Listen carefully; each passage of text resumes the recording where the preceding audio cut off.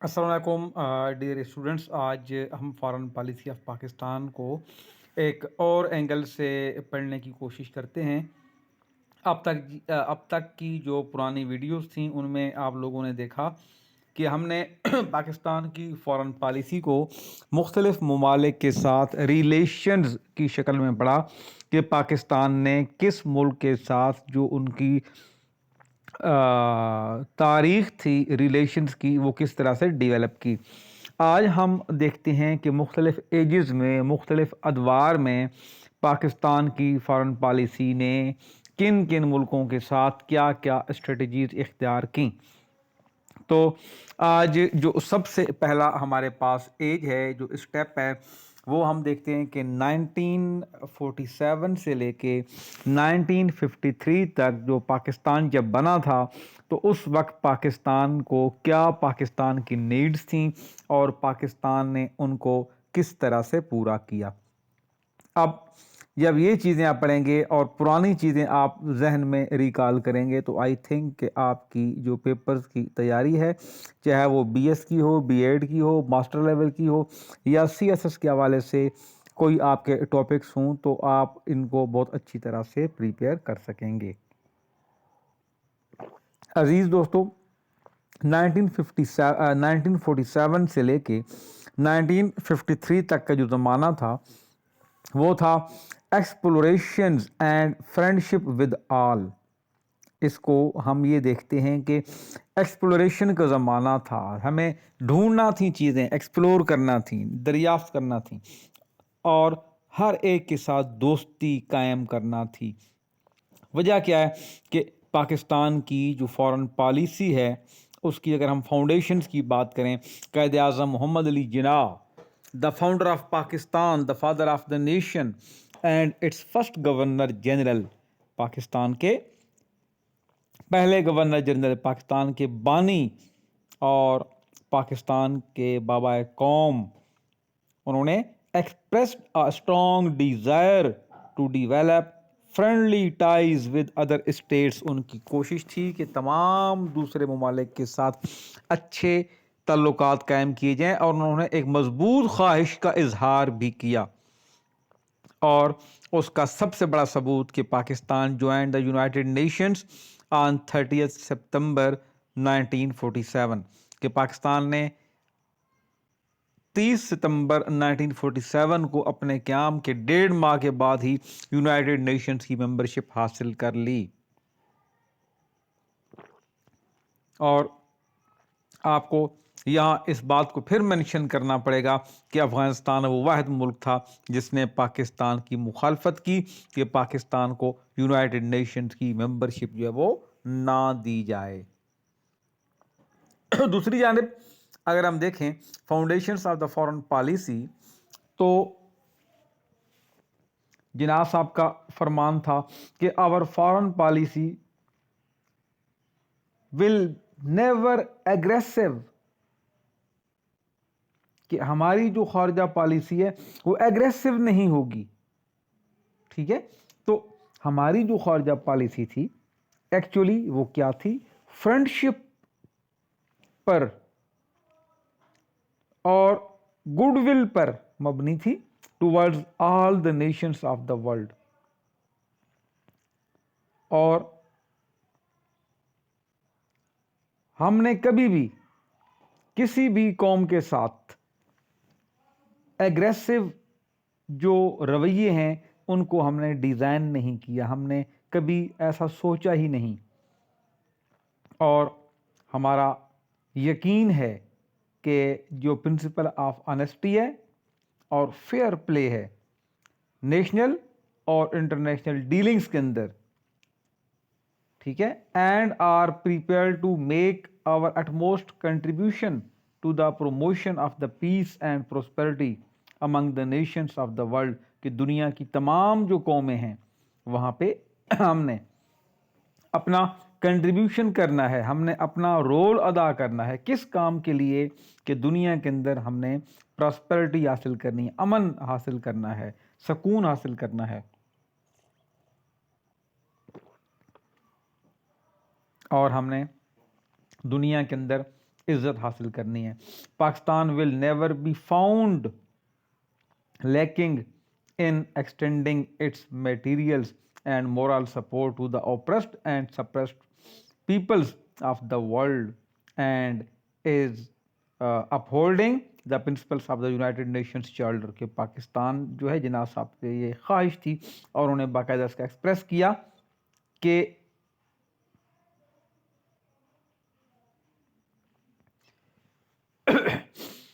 ہم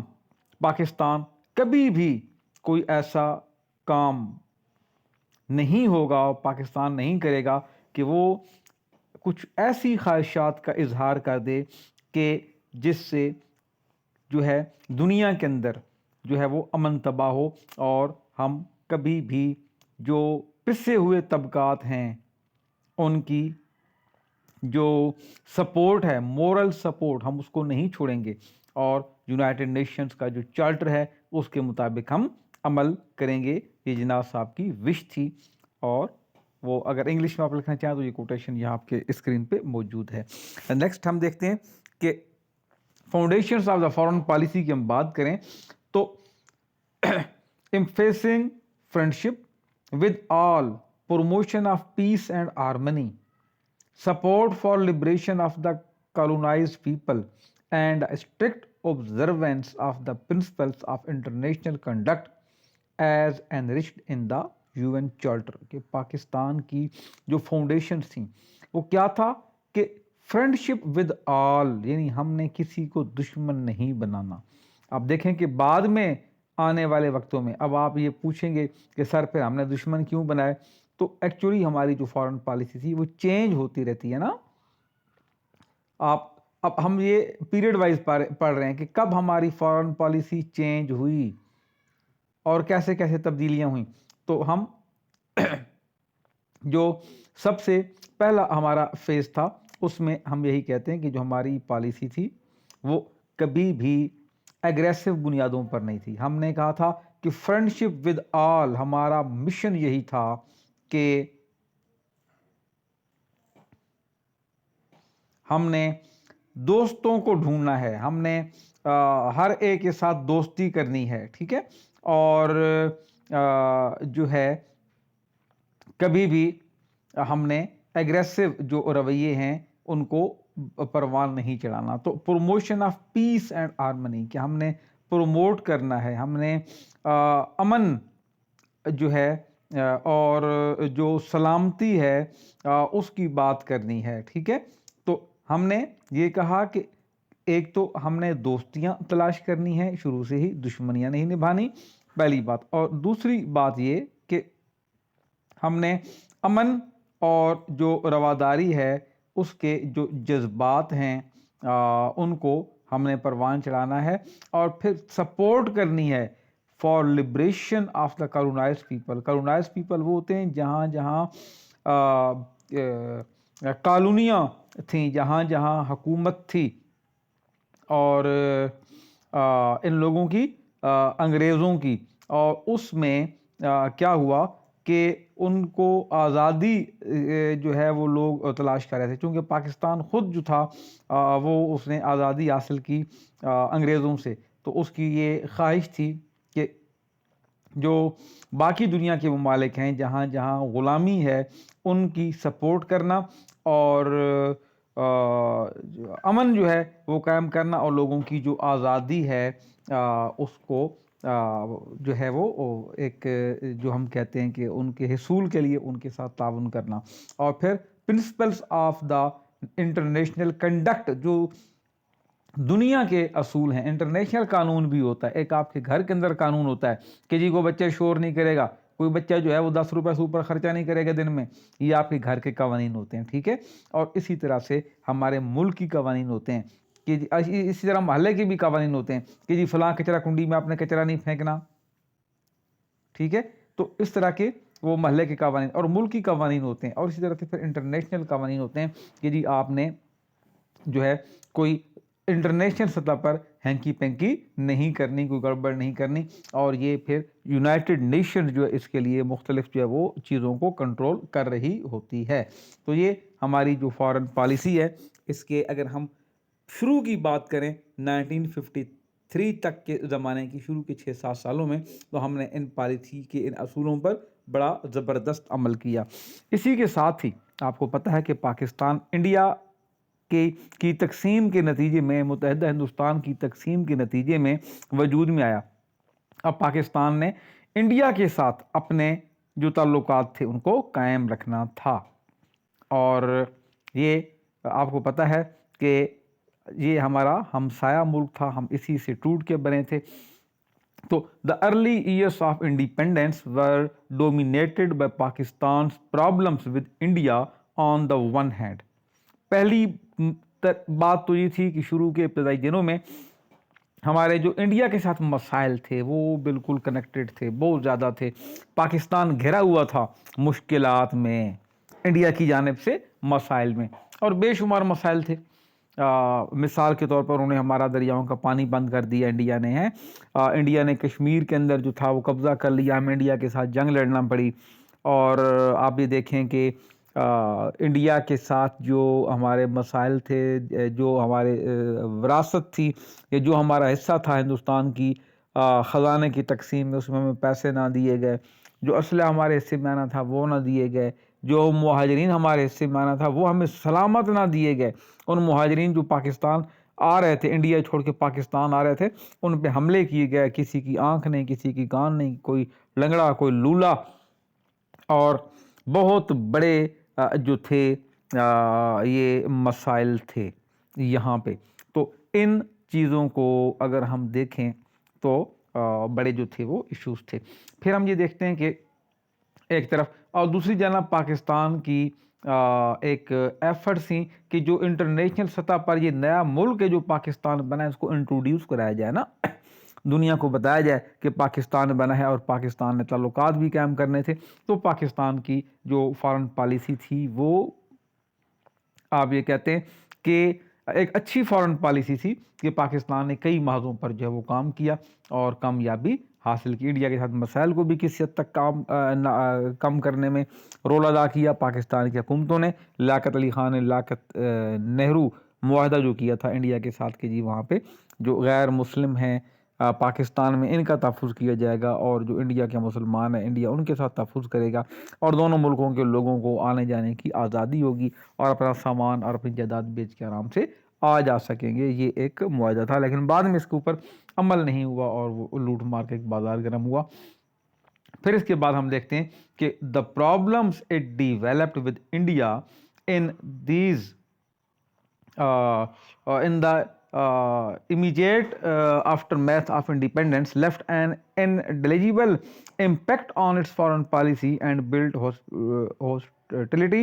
and distrust into Pakistan-India relations۔ کہ ایسے کچھ وجوہات پیدا ہو گئیں، کچھ ایسے مسائل پیدا ہو گئے کہ پاکستان اور انڈیا کے درمیان جو تھا وہ ٹرسٹ جو تھا وہ کم پڑ گیا، اور ڈسٹرسٹ جو تھا وہ بڑھ گیا۔ اور آپ دیکھتے ہیں کہ جہاں جہاں جو ہے وہ نئے ریلیشنز بنتے ہیں وہاں شروع میں بہت سارے، جب آپ محلے اداروں کے ساتھ کوئی بات کرتے ہیں، خاندان کے اندر کوئی ریلیشن آپ ڈیولپ کرتے ہیں، یا کوئی آپ دوست بناتے ہیں، تو سم ٹائم آپ ان کو شک کی نگاہ سے دیکھتے ہیں، کیونکہ آپ کے جو ریلیشنز ہیں ان کی ڈیولپمنٹ جو ہے وہ اتنا آسان کام نہیں ہوتا۔ تو یہ پاکستان کے ساتھ بھی ایسا ہی کچھ ہوا۔ ان کی ڈیٹیل ہم آگے پڑھتے ہیں اسٹوڈنٹس۔ انڈیا کے ساتھ اگر ہم ریلیشنز کی بات کرتے ہیں تو most of these problems were the product of the partition process, یعنی یہ ایسے پاکستان یہ کہتا تھا کہ انڈیا ہمارے ساتھ ٹھیک نہیں ہے، اور انڈیا یہ کہتا تھا کہ پاکستان ہمارے ساتھ ٹھیک نہیں ہے، لیکن جب انگریز یہاں سے گیا تو کچھ اس نے ایسے مسائل پیدا کر دیے کہ جس نے ہمیں الجھا کے رکھ دیا، اور ہم پریشان تھے کہ اب ہم کدھر جائیں۔ تو وہ کچھ پرابلمس ایسے تھے جو پارٹیشن کے ٹائم پہ انگریزوں نے وہ پیدا کر دیے، اور اس طرح سے تقسیم نہیں کی جس طرح سے ہونی چاہیے تھی۔ اور as set out in the 3 June 1947 plan کے 3 جون 1947 کا جو منصوبہ تھا اس کے اندر یہ کہا گیا تھا کہ ہم 1 سال میں ہندوستان کو تقسیم کریں گے، لیکن اس کے بعد آپ دیکھیں کہ 2 ماہ کے اندر ہی تقسیم کر دیا گیا۔ لارڈ ماؤنٹ بیٹن نے کہا جب آپ نے ہندوستان چھوڑ کے جانا ہی ہے تو چلے جائیں، why not now, why after an year. تو یہ ہم دیکھتے ہیں کہ انڈیا جو تھا وہ انڈین انڈیپینڈنس ایکٹ جو تھا وہ جولائی 1947 کو آیا، شاید 14 یا 15 جولائی کو ہی آیا، اور یہ انہوں نے کہا جی کہ ہم 14 اگست کو ہندوستان کو تقسیم کر دیں گے۔ اس کے ساتھ ہی دا ڈویژن آف فنڈز ہے and other assets of the British Indian government, جو ہندوستان کے اندر برطانوی حکومت تھی اس نے اپنی، وہ دیکھیں یہ زمین تقسیم نہیں ہوئی۔ آپ اگر آنگن کے نام سے ایک ناول ہے خدیجہ مستور کا پڑھیں تو، اور ضرور پڑھیں آپ لوگ، تو آپ کو اندازہ ہوگا کہ یہ تقسیم کتنا ڈیفیکلٹ کام تھا۔ اس تقسیم کے اندر جو ہے وہ صرف زمین تقسیم نہیں ہوئی، اس زمین پہ رہنے والے بھی تقسیم ہوئے، اور اس زمین پہ جو رہنے والے لوگ تھے نہ صرف وہ تقسیم ہوئے بلکہ ان کا جو سامان تھا، جو ان کے گھر تھے، جو ان کی جائیدادیں تھیں، وہ بھی تقسیم ہوئے۔ اور آنگن کے اندر اگر آپ دیکھیں تو خدیجہ مستور آپ کو بتائے گی کہ کس طرح لاکھوں لوگوں کی محبتیں بھی تقسیم ہوئیں۔ وہ اس میں کہانی کرتی ہے رومانوی داستان بھی، کہ کس طرح جو تھا وہ ایک ہی گھر کے خاندان کے جو منگیتر تھا وہ جو ہے اس کو پاکستان آنا پڑا، اور اس کی جو کزن تھی وہ انہوں نے، ان کے خاندان والوں نے انڈیا رہنے کا فیصلہ کیا۔ تو اس کے اندر وہ پھر ایک شعر بھی گنگناتا ہے وہ جو کریکٹر ہے اس کا، کہ میری موت سے نہ ہوگی میرے غم کی ترجمانی، میری موت سے نہ ہوگی میرے غم کی ترجمانی، مجھے اور زندگی دے کہ ہے داستاں ادھوری۔ تو یہ چیزیں جو ہیں وہ بڑی ایک آپ کو بتاتی ہیں۔ تو اس طرح سے آپ جب ریلیشنز پڑھتے ہیں تو آپ کو بہت ساری چیزیں سمجھ میں آتی ہیں کہ وہ تمام جو برطانیہ کی جو فوجیں تھیں وہ فوج بھی تقسیم ہوئی، اور ہم نے جو پاکستان کا کمانڈر ان چیف تھا وہ ایک انگریز کو رکھا۔ ظاہر ہے کہ ہمارے پاس ہمارے مسلمان جو تھے اس زمانے میں بہت کم لوگ تھے، بعد میں جو مسلمان افسران تھے ان کو پروموٹ کیا گیا، جلدی جلدی ان کو پروموشن دی گئی، اور پاکستان کے پہلے جو تھے army chief, commander in chief, وہ محمد ایوب خان تھے، اور پھر پاکستان کے وہ صدر بھی بن گئے۔ تو یہ جو ہے، لیکن ان کو یہ کام کرنے کے لیے کوئی اگلے 6-7 سال کا عرصہ لگا، تب جا کے وہ آگے پروموٹ ہوئے۔ تو تب تک ہم نے انگریز افسران سے کام لیا، اور یہی وجہ ہے کہ جب کشمیر کے اندر پاکستان نے، جناح صاحب نے کہا کہ انڈیا قبضہ کر رہا ہے، اور آرمی چیف کو حکم دیا قائد اعظم محمد علی جناح نے کہ آپ جائیں اور اپنی فوجیں جو ہیں وہ کشمیر میں بھیجیں، تو جنرل گریسی نے، جو اس وقت کا کمانڈر ان چیف تھا، بابا قوم کے حکم کی نافرمانی کی، اس نے ٹال مٹول کی، اس نے جان بوجھ کر بدنیتی کی وجہ سے، حالانکہ پاکستان سے وفاداری کا حلف اٹھایا تھا، ہم اس کو تنخواہ دے رہے تھے، لیکن اس کے باوجود اس نے انڈیا کی سپورٹ کی، اور کشمیر میں پاکستان کی فوجیں بھیجنے کے لیے ٹال مٹول سے کام لیتا رہا، اور اس وقت تک اپنی فوجیں کشمیر میں نہیں داخل کیں جب تک انڈیا کو پورا اپرچونٹی دیا۔ وہ ایک ٹائم ہوتا ہے، اس نے ڈیلے کیا، اور انڈیا نے پورے کے پورے کشمیر میں داخل ہو کے قبضہ کر لیا۔ اس کے بعد پھر کشمیر کو چھڑانا بہت مشکل ہو گیا، آج تک ہم وہ نہیں کر پائے۔ تو یہ وہ پہلا ایک آرمی افسر تھا، کمانڈر ان چیف تھا، جس نے پاکستان بننے کے فوراً بعد ہی اپنی منمانی کی، اور پھر ہم دیکھتے کہ ملٹری انونشنز جو آرمی کے اندر وہ ایک رواج بن گیا۔ تو آپ کو یہ بھی پتہ ہونا چاہیے ڈیئر اسٹوڈنٹس کہ فارن پالیسی کے ساتھ اور بہت ساری چیزیں بھی جو مسائل ہوتے ہیں وہ کنیکٹڈ ہوتے ہیں، ٹھیک ہے۔ تو ہم بات کریں دا division of the funds and other aspects of the British Indian government including arms, اسلحہ تبدیل کرنا تھا، اسلحہ جو تھا وہ تقسیم کرنا تھا، ایکوپمنٹ، ساز و سامان جو تھا اس کو ہم یہ کہتے ہیں کہ وہ اس کی ڈسٹریبیوشن تھی، اور انڈین ملٹری کے اندر جو اس کے گودام تھے ان کے اندر جو چیزیں پڑی تھیں ان سب کی تقسیم تھی، لیکن انڈیا نے وہ سارا سامان اسلحہ میں نہیں دیا، قبضہ کر لیا، اور ہمیں وہ بندوقیں اور وہ اسلحہ دیے گئے جو چلنے کے قابل نہیں تھا، خالی فارمیلٹی کے لیے انہوں نے بسوں پہ لاد دیا کہ یہ اٹھا لو، اس کا کرایہ بھی ہمارے گلے پڑا، اور کوئی ایسی چیزیں ہمارے پاس نہیں تھیں۔ تو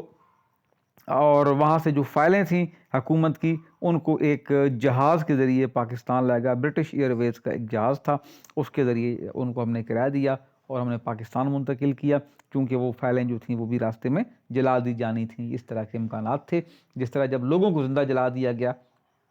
تو باقی جو تھا وہ شرپسندوں کے لیے کچھ بھی کرنا، اور یہ شرپسندی دونوں جانب سے تھی، پاکستان کی جانب سے بھی اور انڈیا کی جانب سے بھی۔ اس کے لیے میں آپ کو ایک آرٹیکل دوں گا، وہ انڈیا میں بھی پبلش ہوا اور پاکستان میں بھی، انڈیا میں اردو میں اور پاکستان میں انگلش میں میں نے پبلش کیا ہے۔ اس میں یہ ہے کہ اس کا ٹائٹل ہے اردو ادب میں تقسیم ہند کے فسادات کا تذکرہ۔ اگر آپ گوگل پہ جائیں تو آپ کو مل جائے گا، ورنہ میں آپ کو لنک اس کا کہیں دے دوں گا۔ تو یہ چیزیں جو ہیں یہ آپ دیکھیں کہ کیا حالات تھے ہمارے۔ پھر ہم یہ دیکھتے ہیں کہ the large scale killing of people at the time of independence, آزادی کے وقت ہزاروں لاکھوں لوگوں کا قتل عام۔ اور آپ کو پتہ ہونا چاہیے کہ جب پاکستان بنا تو اس وقت 1.25 کروڑ لوگوں نے پاکستان سے انڈیا اور انڈیا سے پاکستان ہجرت کی۔ پاکستان کی نہیں، پوری دنیا کی اور پوری اس کائنات کی تاریخ کی ایک ہی ہجرت ہے، سب سے بڑی ہجرت جو پارٹیشن کے ٹائم پہ ہوئی، اور 1.25 کروڑ لوگوں کو جو ہے وہ ہجرت کرنے پر مجبور کیا گیا، اور کوئی 5 لاکھ کے لگ بھگ جو لوگ تھے کم از کم وہ قتل ہوئے، تو شہید ہوئے، قتل ہوئے دونوں سائڈوں پہ۔ تو یہ ہم یہ دیکھتے ہیں کہ بڑے پیمانے پر جو ہے وہ لوگوں کا قتل و غارت and the subsequent communal rights, اور اس کے بعد پھر ختم نہ ہونے والا ایک سلسلہ جس میں کمیونل رائٹس یعنی ہندو مسلم اور سکھ فسادات تھے، اور پھر ریلیجیس منارٹیز جو تھیں، مذہبی اقلیتیں دونوں سائڈز پر پاکستان میں بھی اور انڈیا میں بھی، یہاں پہ ہندو مائنارٹی بن گئے، وہاں پہ مسلمان مائنارٹی بن گئے، اور سکھ دونوں طرف تھے۔ ان دونوں کے ساتھ، تینوں کے ساتھ ایک دوسرے کے ساتھ قتل و غارت ہوئی، مار کٹائی ہوئی۔ اور اس کے لیے کتاب ہے جب امرتسر جل رہا تھا، اگر آپ یہ پڑھیں، جب امرتسر جل رہا تھا، اور آغا اشرف کی کتاب ہے جاگتا سوتے لوگ جاگتا شہر کے نام سے، اور اسی حوالے سے کتاب اور بھی ہے پاکستان کی کہانی، عبدال بیلا نے لکھی ہے ایک کہانی کی شکل میں کہ کیا وہ حالات تھے۔ تو پھر آپ جو ہے وہ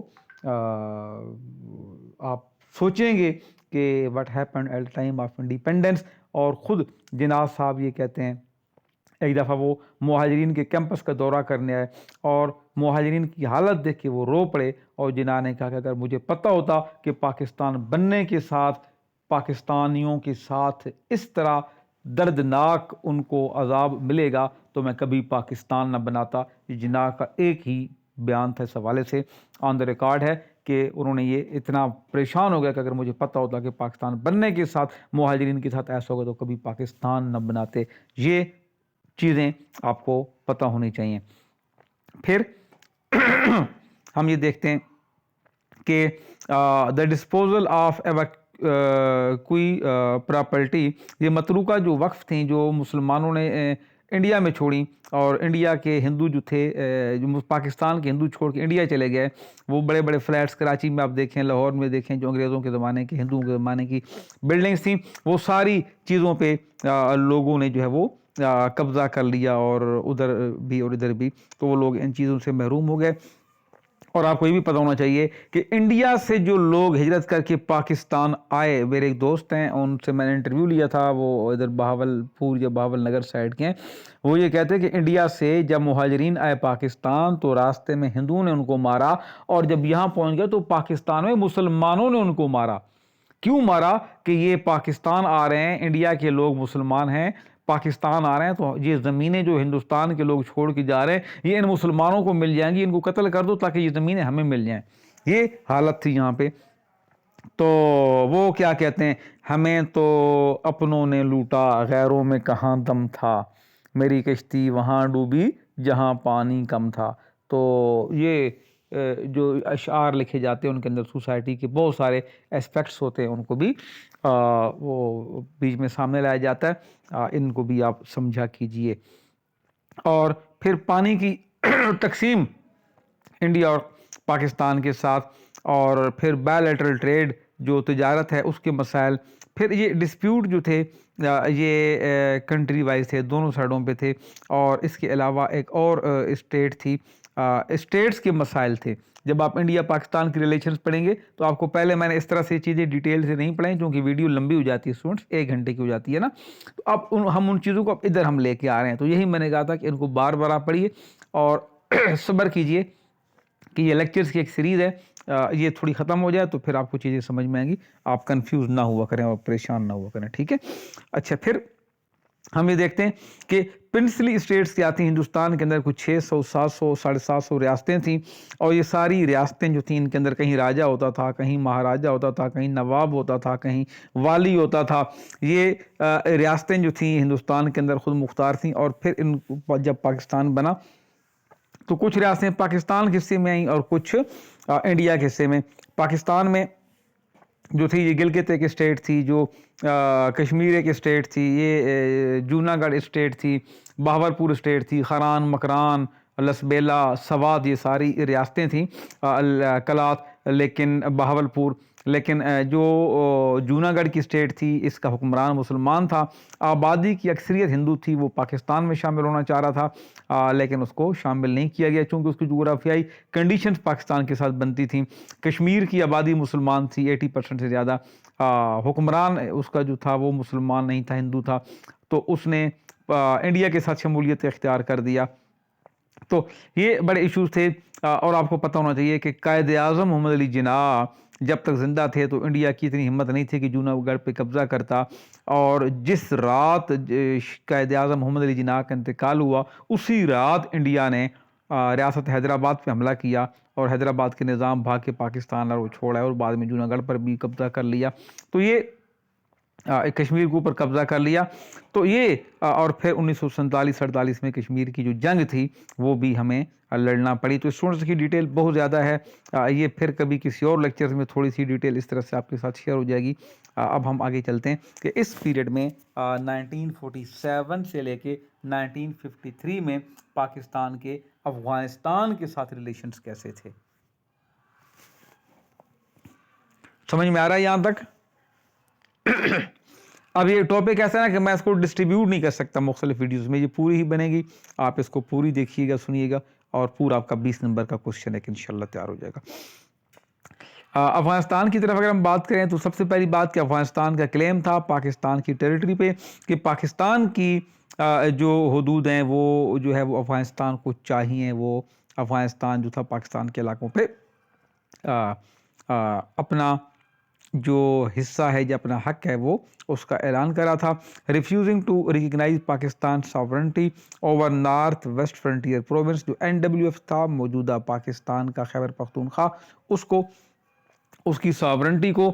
جو ہے وہ چیلنج کیا گیا افغانستان کی جانب سے۔ بلوچستان کی اوپر بھی کچھ انہوں نے کہا کہ جی ہمارا حق ہے، the Afghan government made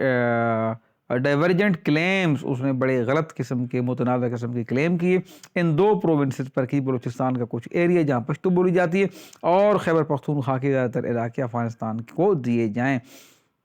which range from demand for the right of self determination of Pashtun یا پختون جو ہے living in Pakistan and establishment of an independent state comprising NWF and Balochistan. تو افغانستان نے کہا تھا کہ ان لوگوں کو یہ حصے ہمارے ہیں، آپ ادھر ہمیں دیں، یا پھر آپ الگ ان کو جو ہے وہ ملک بنا دیں، ان کو آزاد کر دیں، پاکستان میں شامل نہیں ہونے چاہیے۔ تو یہ پنجاب میں، بلوچستان میں، اور جو خیبر پختونخوا ہے اس وقت جس کو NWF کہتے تھے، وہاں پہ یہ تحریک شدت اختیار کریں اور پاکستان کے پرچم وہاں پہ جلائے گئے، اور بڑا ایک مشکل صورتحال تھی، اور قائد اعظم محمد علی جناح کے ہوتے ہوئے بھی حالات گڑبڑ تھے ان کے جانے کے بعد، اور کمپلیکیشنز ہوئے، آج تک ہم ان مسائل کو حل نہیں کر سکے، آج بھی آپ بلوچستان اور ان قبائلی علاقوں میں دیکھو تو اس طرح کے مسائل ہیں، لیکن اب کسی حد تک پاکستان کی آرمی نے ان کو کنٹرول کر دی، اور اللہ کرے کہ یہ کر لے۔ اور پھر کہا گیا کہ کبھی کہا گیا کہ یہ دونوں جو حصے ہیں، جو دونوں علاقے ہیں، ان پر افغانستان کا حق ہے۔ تھوڑا سا آگے چلتے ہیں۔ Pakistan policy makers field threatened by the Soviet-backed Indo-Afghan military pressure, if not a well-fledged attack on its western and eastern borders. The security against such potential threats emerged as a cordial concerns of Pakistan. اب دیکھیں کہ یہ جو issue تھا کہ پاکستان کو Soviet سے بھی خطرات تھے کہ کہیں سوویت جو ہے اور سوویت افغانستان کے ساتھ ملا ہوا تھا اور ادھر سے بھی تھوڑے سے کچھ خدشات تھے، اور دوسرا یہ تھا کہ پاکستان کو یہ خطرہ تھا کہ کہیں جو ہے پاکستان کی سالمیت کو خطرہ نہ پہنچ جائے. تو پاکستان نے ہمیشہ مشرقی سرحدوں سے بھی، اور جو افغان سرحدیں تھیں، مشرقی سرحدوں میں انڈیا کا رول تھا کہ انڈیا سے پاکستان کو خطرہ تھا، اور دوسری جانب افغان بارڈر جو تھا افغانستان کی ملٹری کا پریشر، اور پھر پاکستان کو خطرہ تھا کہ جو ہماری ویسٹرن سرحدیں ہیں، جو ہماری مغربی سرحدیں ہیں اور ایسٹرن بارڈر ہیں، یہ دونوں طرف سے جو ہے وہ ہم گھرے ہوئے تھے. تو یہ سیکیورٹی کے خدشات بھی تھے. اور اس کے علاوہ اگر ہم دیکھیں سیکیورٹی امپیریٹیوز کی ہم بات کریں تو security imperatives led the policy makers to pay special attention to the reorganization of the armed forces that Pakistan inherited after the division of the British Indian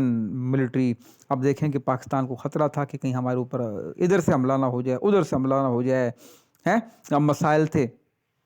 تو پاکستان، وہ احمد نظیم قاسمی نے کہا تھا نا، ارادے باندھتا ہوں سوچتا ہوں توڑ دیتا ہوں، ارادے باندھتا ہوں سوچتا ہوں توڑ دیتا ہوں، کہیں ایسا نہ ہو جائے کہیں ویسا نہ ہو جائے. تو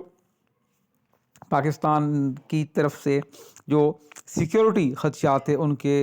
باعث پاکستان کو خدشہ تھا، اور پاکستان کو اپنی آرمی مضبوط کرنی تھی. جب دشمن بہت سارے ہوں تو فوج مضبوط ہوتی ہے. آج بہت سارے لوگ سیاستدان ٹی وی پہ بیٹھ کے یہ الٹے سیدھے باتیں کر رہے ہیں، پاکستان کی فوج اتنا خرچہ کر رہی ہے اور پاکستان کو فوجیوں نے لوٹ لیا. یہ فضول سیاستدان ہیں.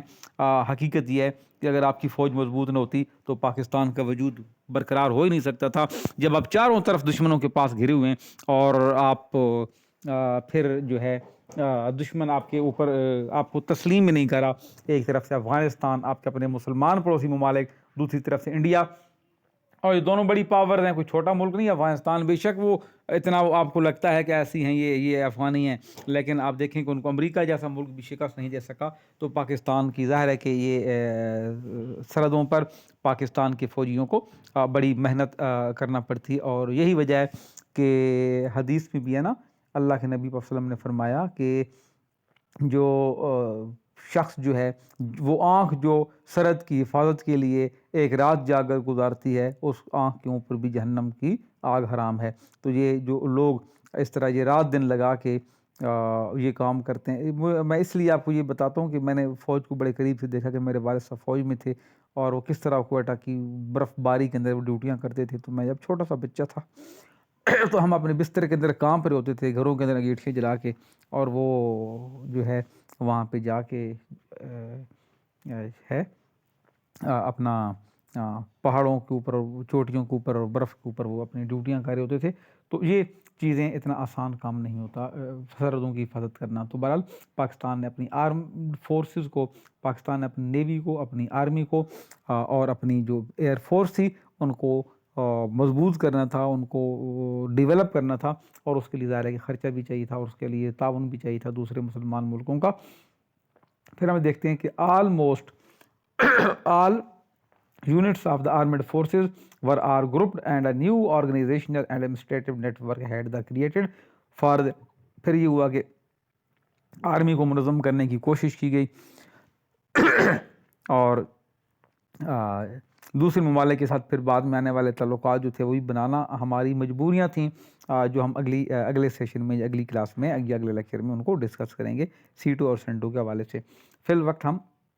1953 تک جو ہے وہ اس کو آفر کریں،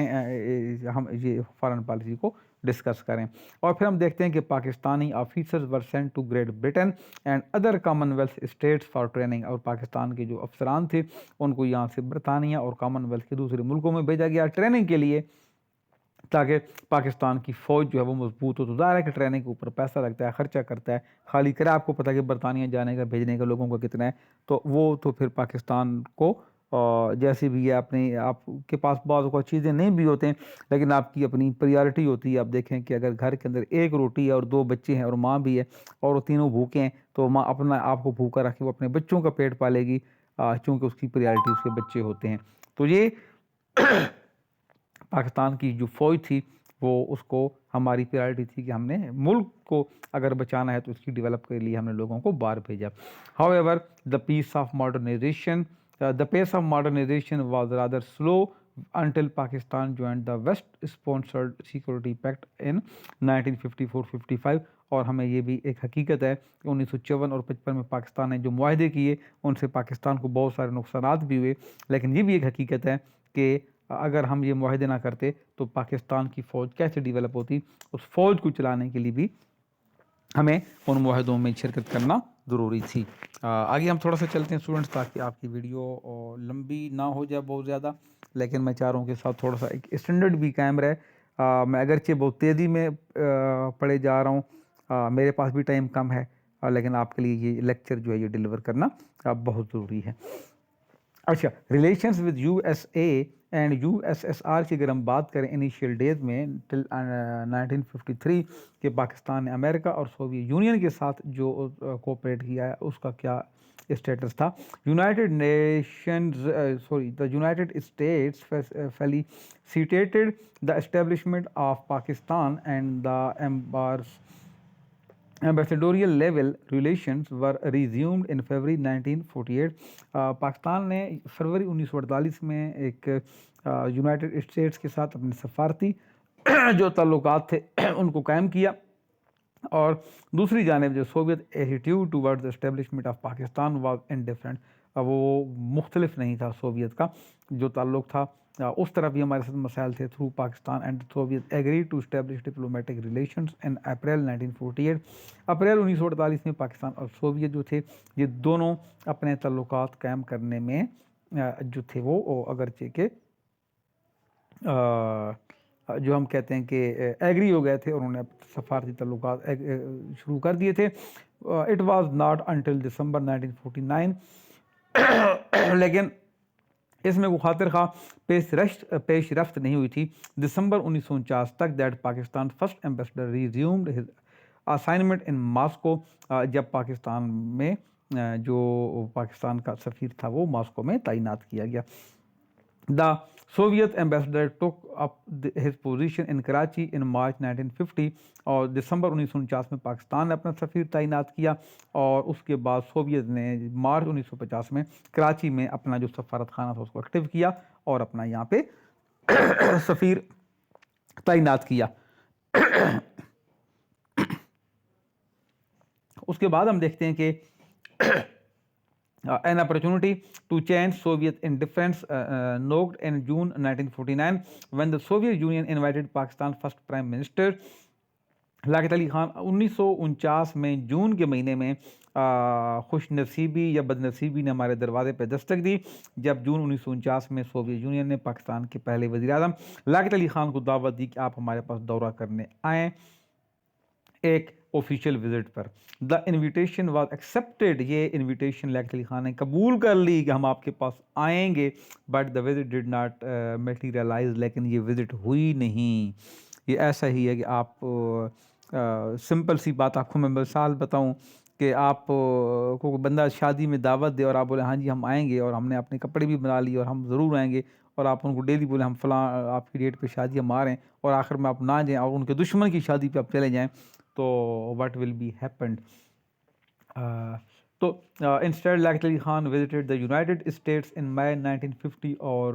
لاقت علی خان نے مئی 1950 میں امریکہ کا دورہ کر لیا بجائے اس کے کہ وہ سوویت یونین کا دورہ کرتے. And his speeches and statements during this visit manifested a strong pro west disposition on the Pakistan government. اور اس نے جب امریکہ میں دورہ کیا تو وہاں جا کے لاقت علی خان نے اس چیز کو یہ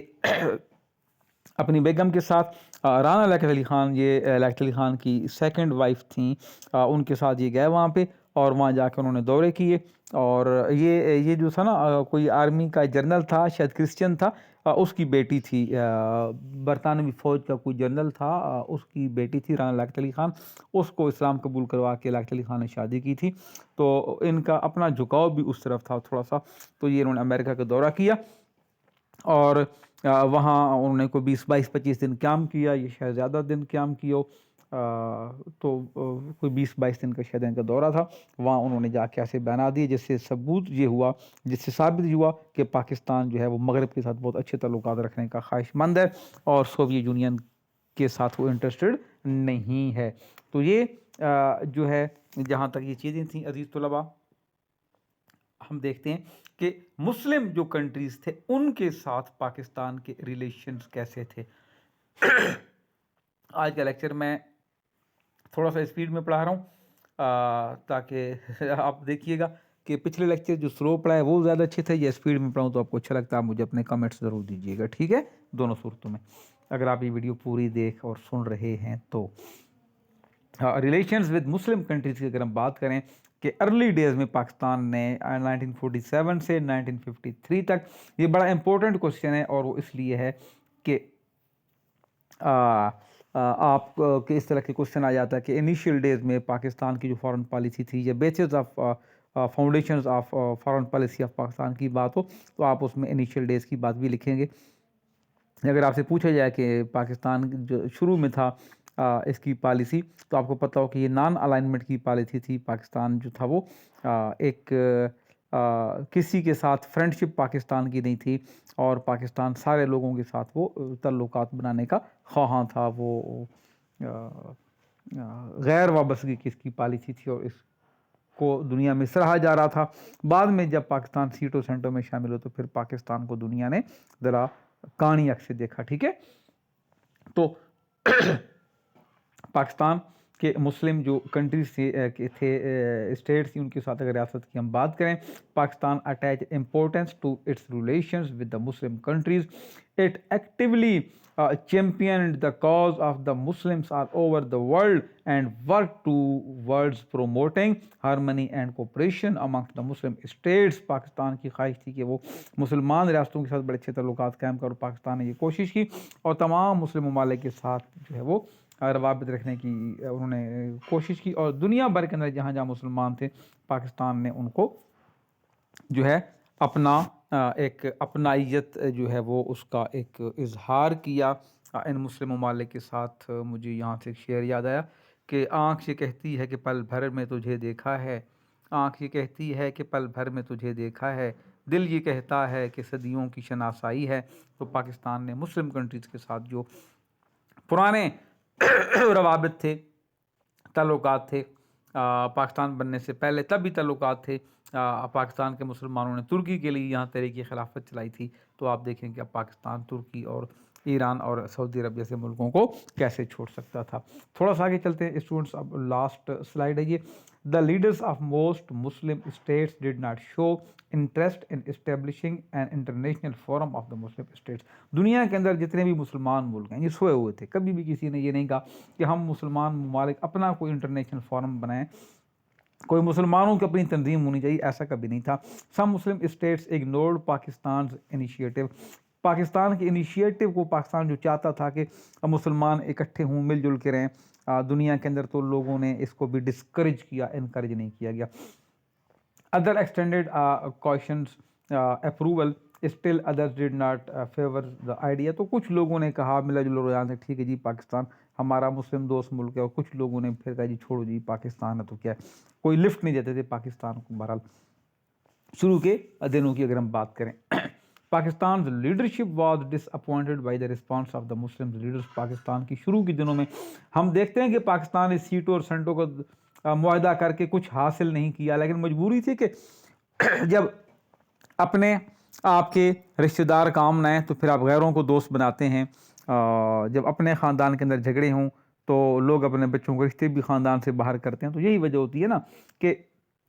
جب ایک طرف سے آپ کو کوئی رسپانس ملے تو آپ چھوڑ کے دوسری جانب جاتے ہیں. تو یہاں بھی ایسے ہوا فارن پالیسی کے اندر بھی کہ جب آپ کو اپنوں نے جو ہے وہ پذیرائی نہ دی اور اگنور کیا تو ظاہر ہے کہ آپ نے دوستیاں تو بنانی تھی نا. اب بغیر دوست کے بھی تو آپ نہیں رہ سکتے. اتنا بڑا دنیا کے اندر ایک ملک پاکستان بنا اسلام کے نام پہ, اور اسلامی ممالک اس کو لفٹ نہیں دے رہے تھے. تو یہ بھی کچھ ریئلٹیز تھیں. Pakistan was however able to cultivate very cordial relations with Iran, Turkey and Saudi Arabia. تو ترکیہ, سعودی عربیہ اور ایران کے ساتھ جو تھا پاکستان, وہ بہت اچھے تعلقات قائم کرنے میں کامیاب ہو گیا. لیکن جو باقی ممالک تھے ان میں کو پاکستان کو اتنی بڑے پیمانے پر وہ کامیابی نہیں ملی. ان ممالک کے علاوہ مسلم ریاستیں اور بھی تھیں. شروع کے دنوں کی بات کریں جیسے مصر ہے, لیبیا ہے, عراق ہے, ان ملکوں کے ساتھ پاکستان, سیریا ہے, اردن ہے, جارڈن, تو پاکستان کو اتنا زیادہ پذیرائی نہ ملی. لیکن سعودی عرب کے ساتھ ہمارے تعلقات تھے, ہم حج عمرہ کرنے جاتے ہیں وہاں پہ, اور وہ پاکستان کو امپورٹنس دے رہے تھے. ایران کی زبان فارسی, ہماری اردو کی بیس بھی فارسی, ہندوستان کے مسلمانوں کی فارسی ایک زبان رہی.